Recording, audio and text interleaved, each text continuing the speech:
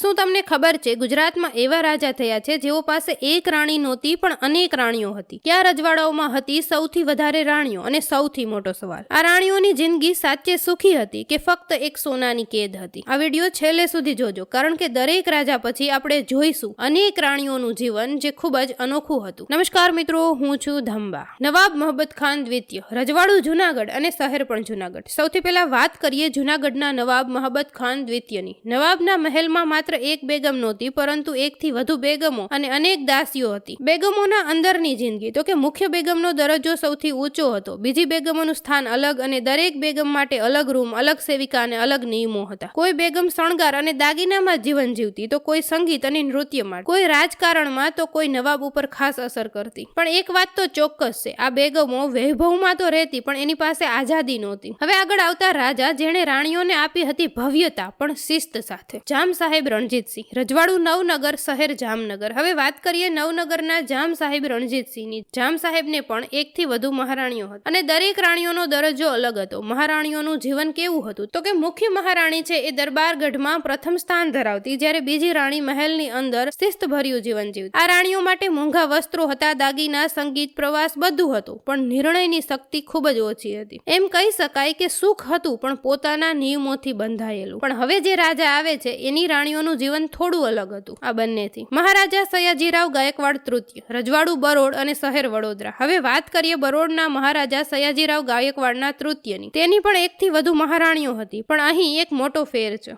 રાણીઓ લક્ષ્મી વિલાસ પેલેસમાં રહેતી. રાણીઓ માટે શિક્ષણ અને શિસ્ત અને જવાબદારી ઉપર ભાર મુકાયો હતો. રાણીઓ માત્ર શણગાર નહીં, પરંતુ રાજ પરિવારના સન્માનિતનો એક ભાગ ગણવામાં આવતો. અહીં વૈભવ સાથે થોડું સ્વતંત્ર વિચાર પણ હતો. એટલે કહેવાય કે રાણીઓને સુખ તો હતું, પણ સાથે એનું શિક્ષણ અને સન્માન માટે પણ ભાર મૂકવામાં આવતો. તો હવે તમે જ કહો, આ ત્રણ પ્રકારની જિંદગીમાંથી કઈ રાણીઓને વધારે સુખ હતું? એટલે કે સોનાની કેદ, શિસ્તભર્યું વૈભવ, કે પછી સમજદારી સાથેનું જીવન? કોમેન્ટમાં જરૂરથી કહેજો કોને સુખ સારું હતું. અને સાથે જ વિડીયો ગમ્યો હોય તો લાઈક કરતા જાજો અને ચેનલને સબસ્ક્રાઇબ કરવાનું તો ભૂલશો જ નહીં.